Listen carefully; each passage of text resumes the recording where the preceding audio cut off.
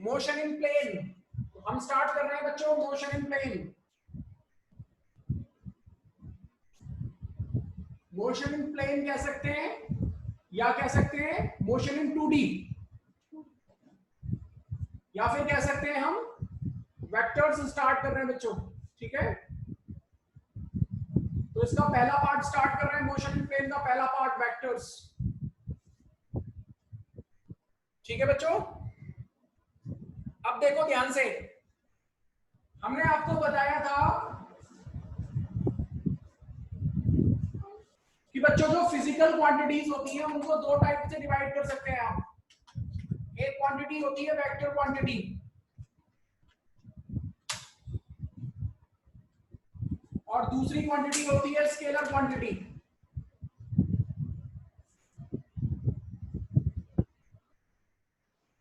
ठीक है बच्चों, अब कोई मुझे बताएगा वेक्टर क्वांटिटी का मतलब क्या है?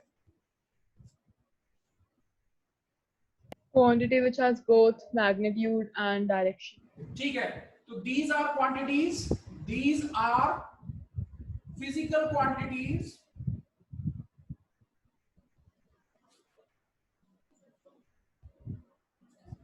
which has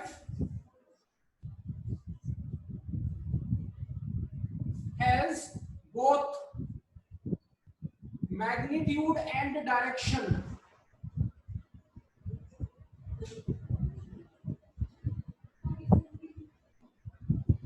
ठीक है, अब इसका एग्जांपल बता दें बच्चों हम आपको। तो जैसे मैंने आपको बोला कि मेरी वेलोसिटी है 20 मीटर पर सेकेंड। कितनी वेलोसिटी है मेरी? 20 मीटर पर सेकेंड नॉर्थ वर्ड। तो ये क्या क्वांटिटी होगी बच्चों? ये वेक्टर क्वांटिटी हो गई। ठीक है बच्चों, ठीक है कि नहीं? ठीक है, यस सर। क्योंकि मेरी वेलोसिटी का मैग्नीट्यूड कितना है? 20 मीटर पर सेकेंड, और मेरी डायरेक्शन क्या है? नॉर्थवर्ड। ठीक है, इसका मतलब मैं नॉर्थ की तरफ जा रहा हूं 20 मीटर पर सेकेंड की स्पीड से। ठीक है, यस। तो इस तरह से तुम्हारी वेक्टर क्वांटिटी आ जाती है। तो वेक्टर क्वांटिटी का मतलब है कि तुम्हारे पास मैग्नीट्यूड और डायरेक्शन दोनों होने चाहिए। तो देख लो, वेलोसिटी के मैग्नीट्यूड भी होता है वेलोसिटी के पास, और डायरेक्शन भी होता है, तो वेलोसिटी तुम्हारी वेक्टर क्वांटिटी हो गई। इसी तरह बच्चों और कौन कौन सी वेक्टर क्वांटिटी होती है? फोर्स भी वेक्टर क्वांटिटी होती है बच्चों। एक्सेलरेशन भी वेक्टर क्वांटिटी होती है। ठीक है, लीनियर मोमेंटम भी वेक्टर क्वांटिटी होती है। टॉर्क भी वेक्टर क्वांटिटी होती है, और ऐसी मैं 50 लिख सकता हूं। समझ में आया बच्चों? बच्चों समझ में आ गया? तो ये है वेक्टर क्वांटिटी। इसके बाद आगे समझिए स्केलर क्वांटिटी। अब स्केलर क्वांटिटी का मतलब क्या है? इनके पास सिर्फ मैग्नीट्यूड होता है, कोई डायरेक्शन नहीं होती है। These are quantities,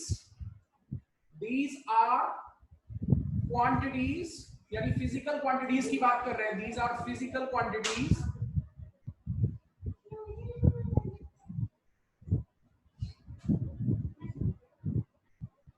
which has only magnitude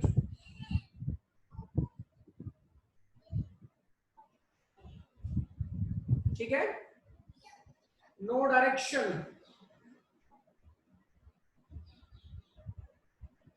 बात समझ में आ गई बच्चों? जैसे एक एग्जांपल मैं दे रहा हूं कि मान लीजिए मेरा मास कितना है, तो मेरा मास है 80 kg। ठीक है बच्चों? ठीक है, अगर मेरा मास 80 kg है तो इसमें कहीं डायरेक्शन आ रही है? नहीं आ रही है, क्योंकि मास की कोई डायरेक्शन नहीं होती है, इसीलिए ये स्केलर क्वांटिटी है। तो मास तुम्हारी स्केलर क्वांटिटी हो गई, और क्या होती है scalar quantities? Work, power, kinetic energy, etcetera. ठीक है बच्चों? आदर्श कुछ पूछ रहे थे आप? बोल रहा था डिस्टेंस। हाँ, डिस्टेंस भी होता है। ऐसे 50 हो सकती हैं, लेकिन हम तो लिमिटेड ही लिख सकते हैं ना, तो 2-3 लिख दी हमने आपको। तो बच्चों समझ में आया वेक्टर क्वांटिटी क्या होती है? Yes, sir. और स्केलर क्वांटिटी क्या होती है, ये समझ में आ गया होगा तुमको। ठीक है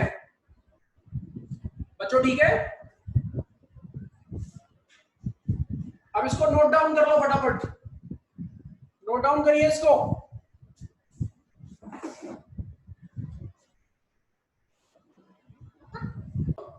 इसके बाद आगे सुनिए। अब देखो ध्यान से,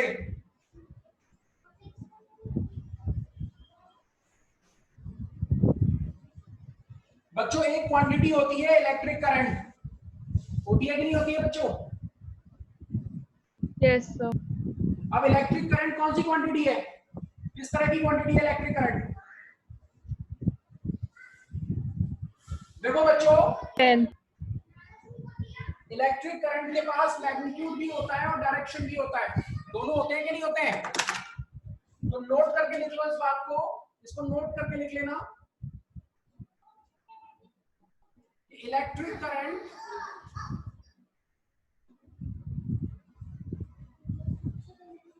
हैज मैग्नीट्यूड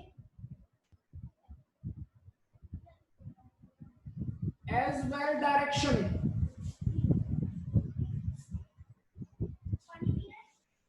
Even though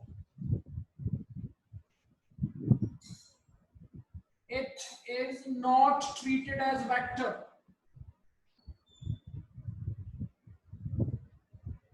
ठीक है बच्चों? क्यों? Because it does not follow. It does not follow vector rules. समझ में आया कि नहीं आया बच्चों? Yes. जैसे बच्चों राक्षस, आपने राक्षस देखे कभी? हाँ भाई, हाँ सर, अभी रामायण ही देखिए डीडी पे। अच्छा तो राक्षस देखे तुमने? कैसे दिखाए गए वहां पे राक्षस?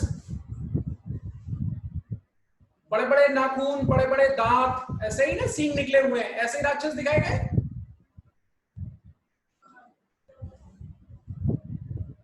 बच्चों ऐसे ही दिखाए गए कि नहीं दिखाए गए? Yes. लेकिन राक्षस वो नहीं होते हैं, वो सिर्फ मेटाफर है। ठीक है, उसका डिपिक्ट करने का तरीका है उनका मूवीज में। राक्षस बच्चों बिल्कुल हमारे जैसे ही होते थे। ठीक है, वो इंसान ही होते थे, human by nature, sorry not by nature, human by origin. They were human by origin, but they are not bound to human rules. ठीक है बच्चों, समझ में आया? Yes, sir. Yes, sir. तो वो ह्यूमन ही थे, रावण ह्यूमन था, ही वाज ब्राह्मण बाय बर्थ, लेकिन क्योंकि उसके जो कर्म थे, वो जो काम करता था वो बुरे थे, इसीलिए हम उसको राक्षस बोलते हैं। समझ में आया कि नहीं आया? जैसे आज के मॉडर्न टाइम में आप टेररिस्ट ले लो, टेररिस्ट, तो they are modern rakshas, not bound to human rules. ठीक है,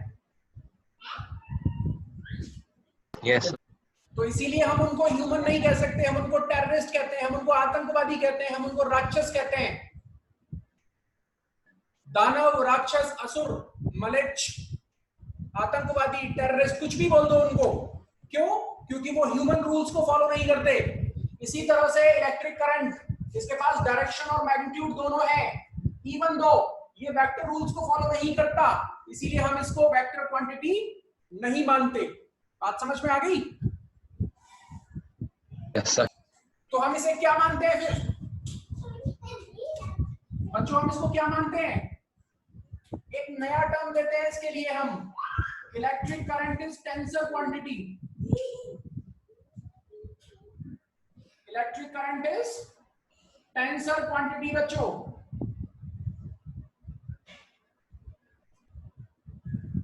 ठीक है।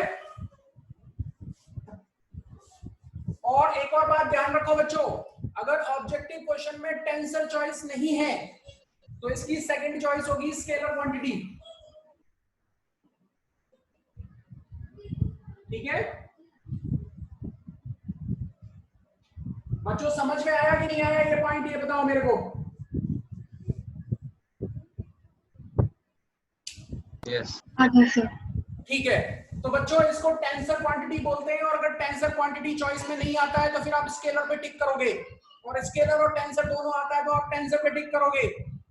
ठीक है, ठीक है। Yes. Yes. चलिए, तो बच्चों इसके बाद हम आगे बात कर रहे हैं।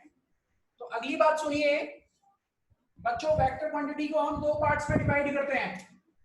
तो vector quantities are further divided into two type. पहला होता है एक्सियल वेक्टर,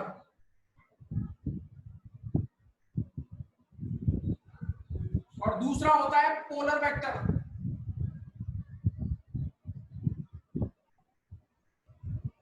ठीक है बच्चों, ठीक है। Yes. अब एक्सियल वेक्टर का मतलब क्या है बच्चों? जब भी रोटेशन होगा, कोई बॉडी जब भी घूमती है तो वो हमेशा एक पॉइंट के अराउंड घूमती है कि नहीं घूमती है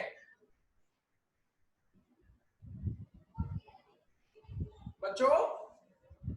Yes, sir. जब भी कोई बॉडी घूमती है तो हमेशा एक एक्सिस के अराउंड घूमती है। ठीक है, तो जो वेक्टर एक्सिस के अलोंग एक्ट करते हैं उनको हम एक्सियल वेक्टर बोलते हैं।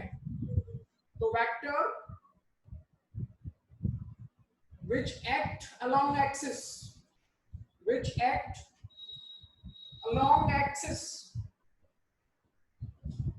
are called axial vector। इनका एग्जांपल क्या है? इनका एग्जांपल है torque, angular acceleration,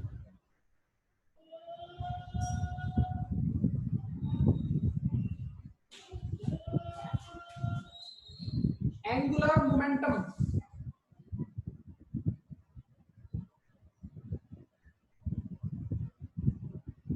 angular momentum etcetera.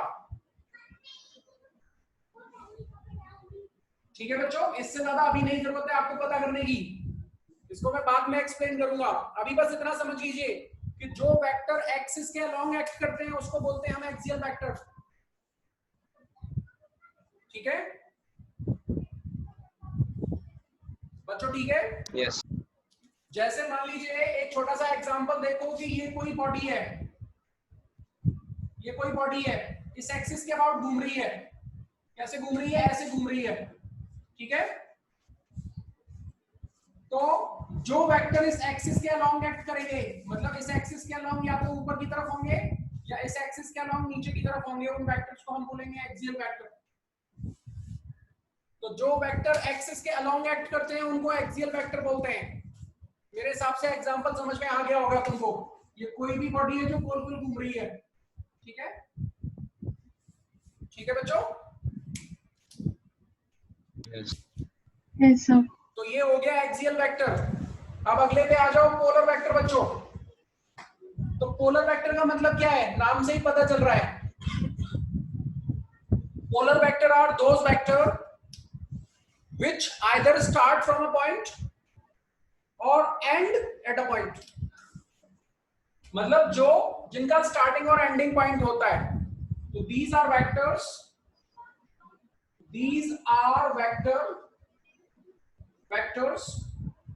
which has starting or ending point।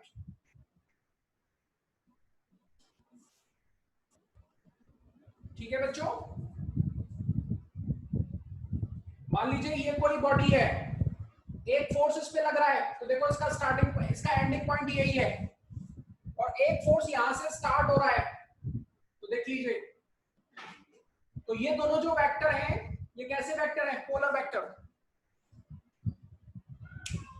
क्योंकि एक इस पॉइंट पे एंड कर रहा है और दूसरा इसी पॉइंट से स्टार्ट हो रहा है, तो ये दोनों वेक्टर कैसे हो गए? Polar vector. और इनका एग्जांपल क्या होगा बच्चों? तो एग्जांपल भी लिख लो इनका, तो इनके एग्जांपल होंगे डिस्प्लेसमेंट, फोर्स, वेलोसिटी,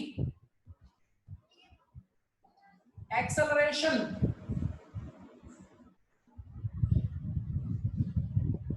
एटसेट्रा।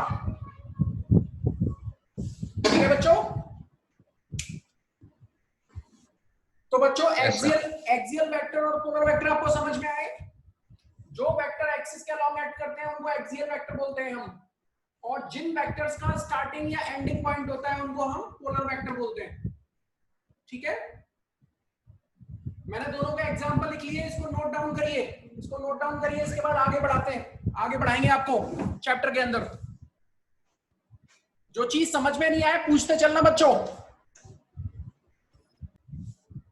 तो देखिए इसके बाद बच्चों, अब मैं वेक्टर का रिप्रेजेंटेशन सिखा रहा हूं आपको, तो let's see representation of vector.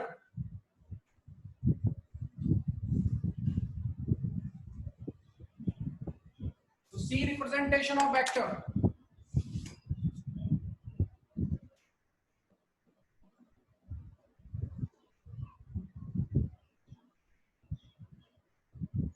तो बच्चों वेक्टर को हम एक एरो से रिप्रेजेंट करते हैं।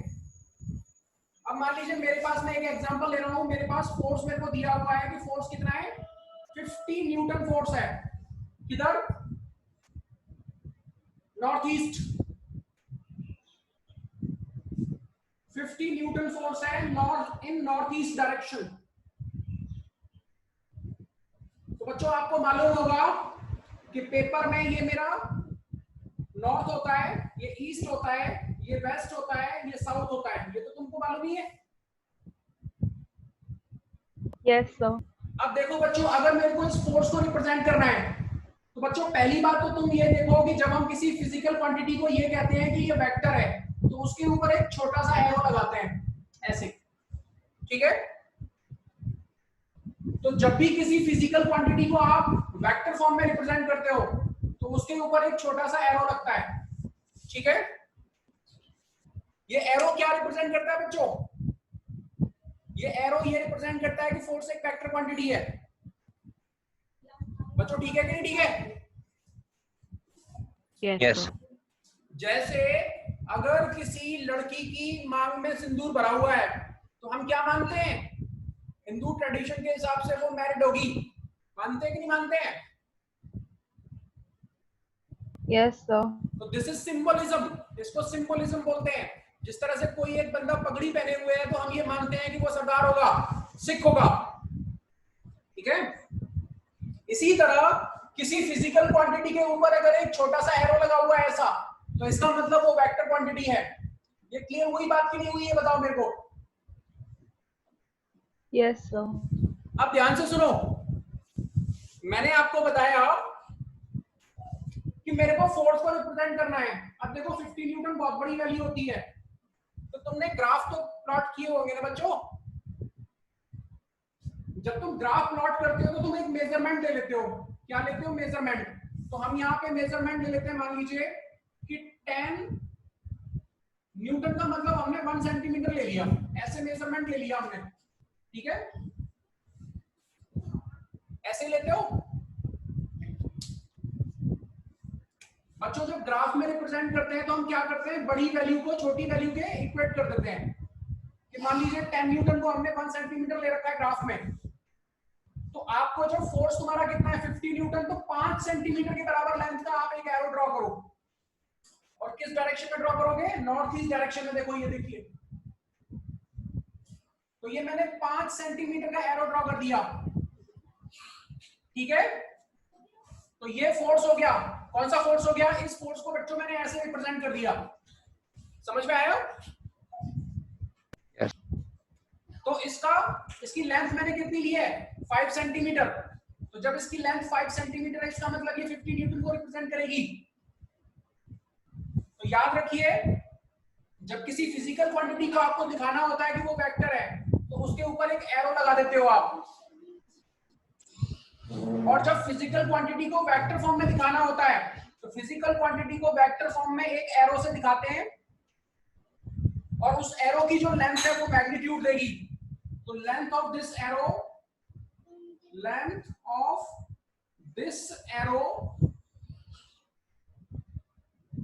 gives magnitude of physical quantity.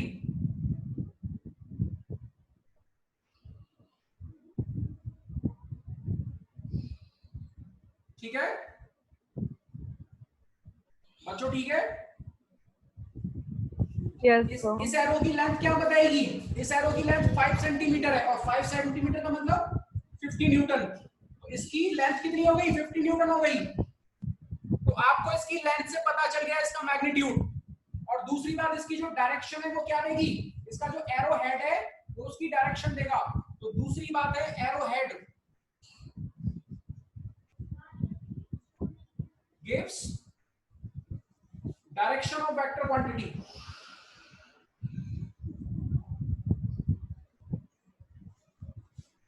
बच्चों ठीक है कि नहीं ठीक है, ये बताइए मुझे। एकता Yes, sir. समझ Yes, में sir. आया कि नहीं आया तुमको? Sir, आ गया. बच्चों एक बात और याद रखो कि जब किसी वेक्टर को हम एरो के फॉर्म में रिप्रेजेंट करते हैं, तो उसका जो एरो हेड है वो उसकी डायरेक्शन देता है। ठीक है? लेकिन Yes. जब हमें ये दिखाना होता है कि ये फिजिकल क्वांटिटी है, एक वेक्टर क्वांटिटी है, तो उसके ऊपर जो एरो लगा होता है उसकी डायरेक्शन हमेशा ऐसे ही दिखाई जाती है, चाहे वो किसी भी डायरेक्शन में हो, north south east west, north east north south, whatever जो भी डायरेक्शन है। जब फिजिकल क्वांटिटी को आपको वेक्टर रिप्रेजेंट करना होता है, तो उसके ऊपर जो एरो होता है वो हमेशा राइट की तरफ पॉइंटेड होता है। ठीक है Yes. बच्चों? ठीक है? नोट डाउन करिए फटाफट। चलिए Yes.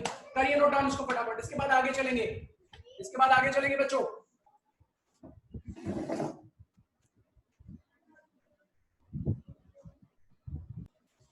हो गए। तो चलिए बच्चों, इस क्लास को हम यही खत्म कर रहे हैं। ठीक है? अब अगली क्लास में बात करेंगे। चलिए।